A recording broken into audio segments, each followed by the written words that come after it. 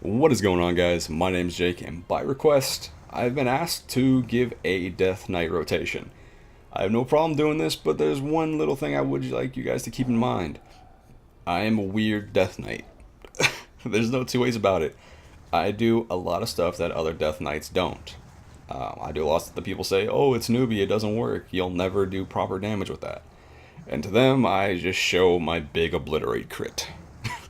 That's what I do. So first things first, if you're gonna want to do my rotation, my style, all your gear reforge into crit and hit. It's really simple. If your gear's already got crit in it, reforge for hit. If it doesn't have crit, reforge for it. There you go. I can't be any more, it's really easy. I'll even show you my gear. See, I've got my PvP head here, reforged into crit. We got my shoulders, I'm reforged into crit. Got my chest, I'm reforged into hit. Let's see here. My bracers, I am reforged into hit. Let's see, did I reforge? Yeah, I did. Reforged into crit, crit, hit, hit, crit, and man, I don't even think did I reforge this one? No, I didn't. This one's just fine the way it was. So, that's cool. All right, so, oh, and your weapon. Did I reforge my weapon? Yeah, I reforged my weapon. I took some expertise off and gave it haste. Alrighty. So, now on to the talents and glyphs. Let's open up with glyphs first. These ones right here really don't matter. Don't mind them. I just have the Deathgate glyph and the Foul Men Gate, so my Army of the Dead looks different. But I do have the Resilient Grip, and I can tell you this, in arenas, this is a very important glyph to have. If your Death Grip fails, you can do it again right after. Just boom, boom, boom, boom, until you pull them in. It's a great glyph to have. So let's start from the top. I have the glyph of Strangulate. It increases my Strangulate by 2 seconds on a target who's casting a spell. And 9 times out of 10, I am casting this on healers to make them shut the hell up while I'm trying to kill their DPS. So, great glyph to have. Next one, glyph of Anti-Magic Shell. Causes your Anti-Magic Shell to absorb all incoming magical damage up to the absorption limit. Fucking fantastic. That's my fuck you to casters. If you're a druid, you're a mage, you're a warlock, I piss you off with that. There's times where they're opening up with a mega burst on me.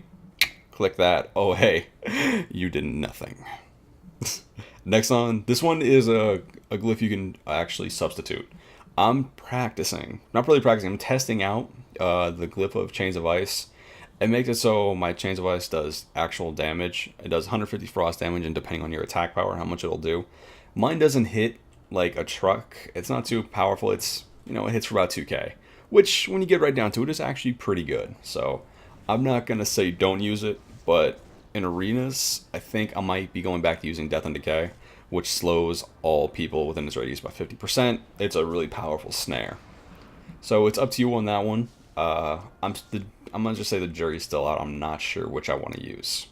So that's my basic glyph lineup for anyone that's wondering. Now let's get on to the talents. Again, I want to keep this in mind. I'm a weird Death Knight.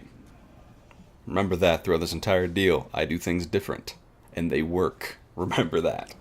So first off, we have Roiling Blood. Roiling Blood is good because with a Blood Boil, even though people say you shouldn't run Blood Boil on a Frost DK, I prove them wrong. It basically triggers Pestilence and spreads all your disease. I mean, when you can do this, right, when you do that, and you just pop your Blood Boil, and I can spread all my diseases instead of having to go to the next target and then respread, that's a time saver, it's a runic power saver, it's a rune saver, it saves everything. Completely worth it. Next we have Lichborn. Lichborn, you can use it in 2 different ways. I actually have 2 different bindings set for Lichborn. I have the basic Lichborn right here, which can get me out of a fear, which is great. It's almost like having a second breakout. But I also have it down here, just listed as an H, because it's a heal move. I did what it is. It's a self-target, pop Lichborn, and death coil myself. It's kind of basically, I can just list it as a oh shit button. But my health is low. I need to get back up. You know, this if I go down, the 2's arena is over. I can't have that happening. So I pop that, get my health back up. It's great.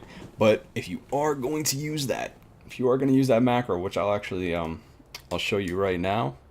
If you're going to use this macro, when you pop it, make sure that you are using full runic power. Do not pop this with half-ass runic power, because the point of this is to heal you.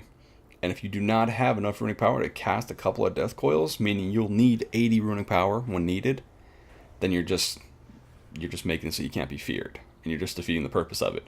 So make sure you have runic power when doing this. If you can't, it's bad, but still, it serves its purpose. So if you're going to use that macro, which I showed you, again, just make sure you got 80 runic power. But I'm pretty sure there's actually a glyph to lessen the cost, I believe. I'm not sure. If there is, then that means you can maybe pop 3 of them. Up to you on that one. Next, we have my baby, Chillblains. Now, Chillblains is one that can be substituted for Asphyxiate if you're not using the glyph of Strangulate. Only time it's substitutable. But if you are not using the glyph of Strangulate, go Asphyxiate. But if you are, use Chillblains.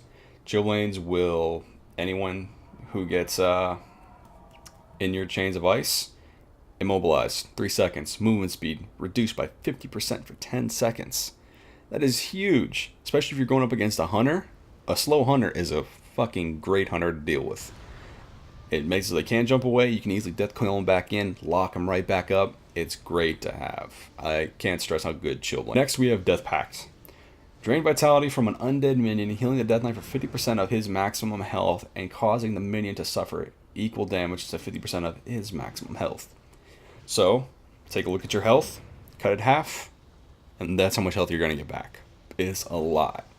This is another oh shit button, and I usually do not cast my minion at the beginning of a match because I don't know how long it's going to last, and I don't want my minion to die just as I need a heal. So usually if I see myself starting to drop below 50%, usually when I hit about 40 to 30, is when I'll pop it.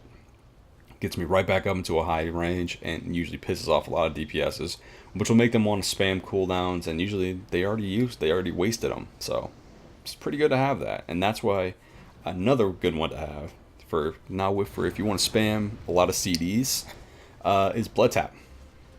Blood Tap is amazing. Blood Tap is fantastic. I can't get over it. It's simply you get 5 charges on it by hitting with a Frost Strike, a Death Coil, or a Rune Strike, and since we're Frost DKs, we'll be using Frost Strikes. Once you get 5 stacked, then you can tap it, and once tapped, you get a full rune back. How great is that? That's great. That's free runes back for hitting people. Finally, doesn't want free. We have our last talent. This one is a kind of, I like to say it's a pick your own poison. Reason why is because each of these talents are very good for their own sense and for what you're trying to accomplish.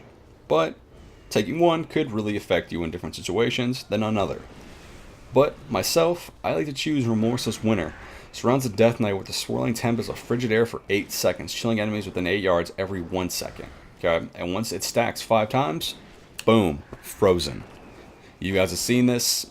Basically, it's like you're either going to freeze them and just go to town and drop them to low health, make the healer spam, or do this on the healer and just completely ruin any strategy they had, or you're going to make them trinket. And once they trinket and you still have your trinket, you're already looking for that GG. You're almost there.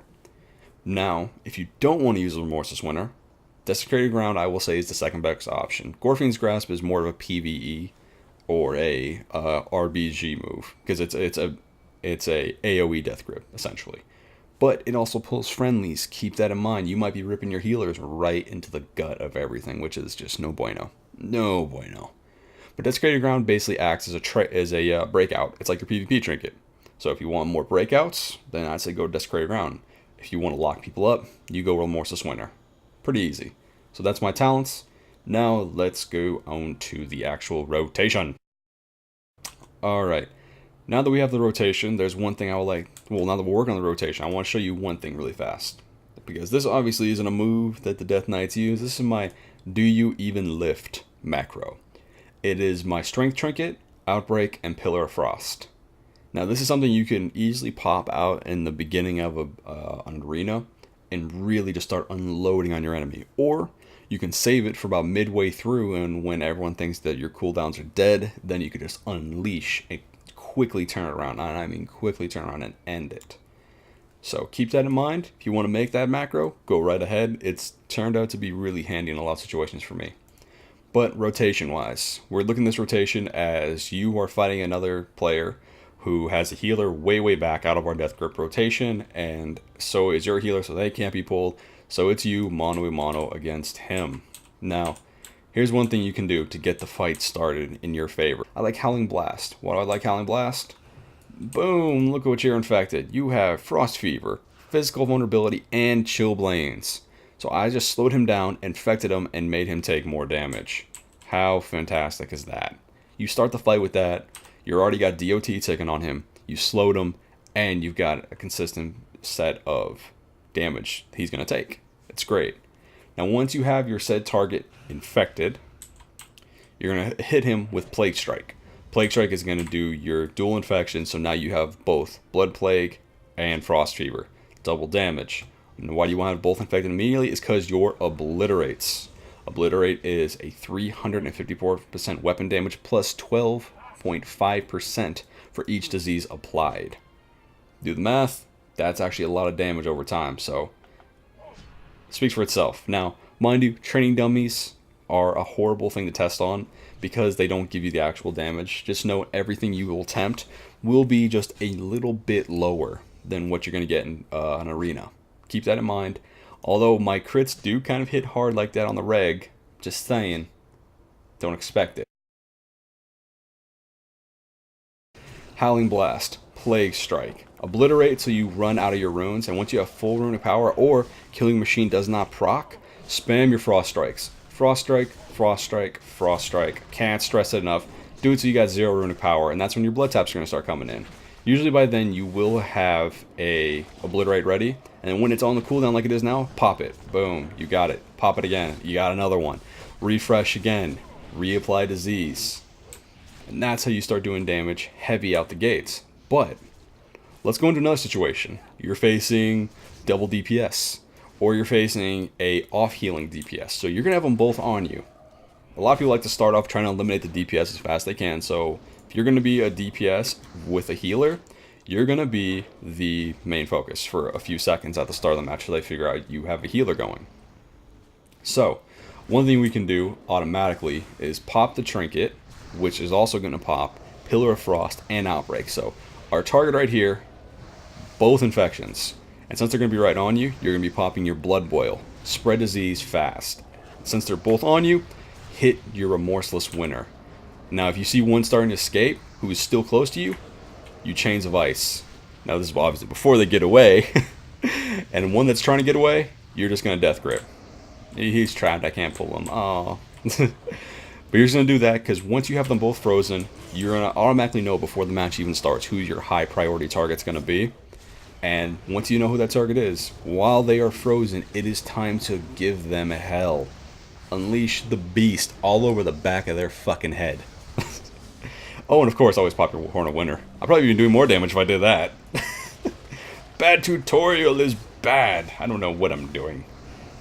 But in all seriousness, guys, you can do that. It'll easily give you a quick advantage in any BG for hitting hard right out of the gates. And another way, when you have them locked up like that, let's say your runic power's empty, your runes are empty, you don't have anything to hit them with. Here, let's just drain this out real quick. Get rid of everything I have. Not even going to pop the rune empowerment. There we go. Okay, everything's dead, but you still want to hit that guy. Rune empowerment gives you all your runes back and runic power to just unleash even more hell onto this guy. And by then, you could have some good runes tapped. Boom! You can drop anybody with this rotation easily in under 10 seconds. Under 10 seconds with no heal. If there is a heal, you can easily still do this by just targeting the healer, hit them with a strangulate so they're silenced, and you have a good 5-6 seconds or so till they can try and heal the person they have. And if you're smart like me, because I'm smart, you have someone who can fear. Mainly being a disc priest, because as soon as my silence is over, they're going to fear. No heals for the person, and it's game over. So that's really it, guys. I'm not sure which more I can really tell you here. You just want to Frost Strike, hit that. If they're close to you, if you're dealing with double DPS, you want to spread disease, Remorseless Winter. If they try to get away, you got to lock them down. That's not the right button, but actually that could work. If you pop that, they are going to be moving slow. But you have to keep in mind with monks, they can do their little roll away. They can do the little spinny thingy to get away from you. So save the Death Coil for one of those situations, rip them right back in, make sure you get them frozen, and then just figure out who's your high priority target is and destroy them.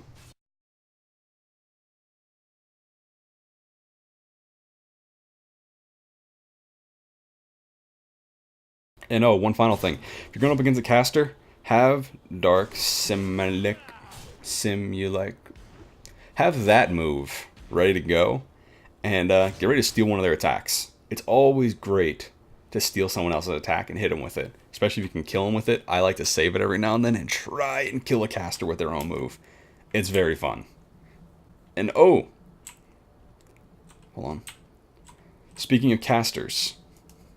If you're going to go up against a team of casters, if you're going to go up against a double DPS caster, I have to tell you right now, you're going to get out of your Death Pact. No, I'm sorry, not your Death Pact. You're going to get out of your Lichborn, get your Anti-Magic Zone. Have Anti-Magic Zone, have your shield ready, or your shell ready, and if you can bear their burst out the gates, if you can live through the first burst, you're probably going to win. I can tell you that right now. 9 times out of 10, a lot of players rely too much on their opening burst to get them the W, that once it's gone, they don't have anything left. They don't know what they're going to do. They're confused. They're just like, why aren't you dead? I just popped all my stuff. So if you're going up against a team of casters, remember, you need to have the shell and the shield. Especially if you have a team of casters going up against you, double DPS caster, or you might have someone doing off heals and still casting like a Boomy. Have your healers stay near you. Now, it might not be the best thing, but if you're going against casters, you're not going to worry about melee. And sure, that does make them a bit of an easier target, but chances are they're going to stay focused on you, because once they burn you, they're going to burn the healer. So once you have your healer close to you, just put the magic zone over yourself and the healer. All damage is going to be reduced heavily while you're inside of it, so you can just weather that storm. And another great thing, if your healer is a druid, have them pop Symbiosis, they'll get your shell, and it's going to be so much easier to deal with that then. So much more dramatically easy. My lord. I can tell you that right now. So if you're running a Frost Death Knight and a Resto Druid, make sure they Symbiosis with you, they get that, and if you're going up against a team of casters, that's what you got to do. Alright, next we're going to talk about dealing with a duo that is very lethal, but can be countered extremely easily. Extremely easily. And that is the Rogue Warrior. Now, a lot of people I've talked to say the Rogue Warrior is weak. It's not very good. But I'll tell you right now, Rogue Warrior, when it's done right, can destroy you so very fast. So very fast. Because all the Warrior has to do is be within range where he can Heroic Leap or charge you. The Rogue's going to sap you, start going to town on your back while you're getting all fucked up. And he's going to come from the front. Boom! You're screwed. So what I like to do is, when dealing with that comp, is automatically have a Death and Decay and put it right in the middle. You are dead in the middle. So if that rogue wants to get close to you, he's going to have to wait a little bit. And I'll tell you what, I don't know what it is, but people get really impatient on my server. People get impatient, they'll start messing up, like the warrior will move in too quick and the rogue will try to move in at the same time instead of waiting. Then all you have to do is pop your trinket, you're going to break out, and immediately Remorseless Winter. Because chances are you're going to get stunned again. You're going to get stunned. And now, since they're going to have you right there, they're not going to fear you away. And while they're both right there trying to DPS you down so hard and they're not worrying about the healer, you're going to freeze them both. And that is when you immediately target the rogue. You take out the rogue, and it's going to be GG. It's that simple. You take out the weaker link. And usually you want to take out the stronger guy, but here's the thing. It's going to take more burst to take down a warrior. Wearing plate armor, especially if he goes prot and avatars and all that BS. If he does that, it's going to take you a minute to take him down, because he's going to have a lot of defensives. He's going to be self-healing. Rogue, on the other hand, won't have nearly as much defensives or health. The most he might do is vanish, but if you burst properly and there is a double DPS comp and they're not using a healer, like the warrior rogue, you'll be able to burn down the rogue either just as he is in the ice block himself, or just leaving it. It's a very easy thing to break. Next one we're going to deal with is paladins. Sometimes dual paladins, which can be really fucking awful to deal with. But if you're just going to deal with one paladin, regardless, they have the bubble, they have off heals, and they wear plate. So there's a lot they can do to keep themselves alive and deal a lot of damage. So what I like to do with my partner is go FNS. FNS is fear and silence. What my partner will do is fear them. I will immediately pop a Chains of Ice, lock them down, and begin to tag them. And just as they're about to start fearing, automatically hit a silence. Okay?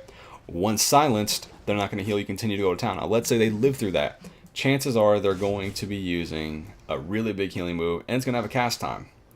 Pop a Mind Freeze in the middle of that cast. You're going to have another 4 seconds where they can't do a single thing but wave their weapon around and try to do as much damage as they can. So taking out a Paladin as a Death Knight is simple. You just got to have the proper timing. Because if you don't have the proper timing, it's going to be an uphill battle. And it's going to be a long one at that. Alright guys, I think I covered just about all I can of how you can use a Frost Death Knight in arenas. If I forgot anything or there's something else you would like me to do, please let me know in the comments below. This is the first time I've ever done this. I haven't been playing this game very long. I'm trying my best to tell you guys what I do and what's successful for me.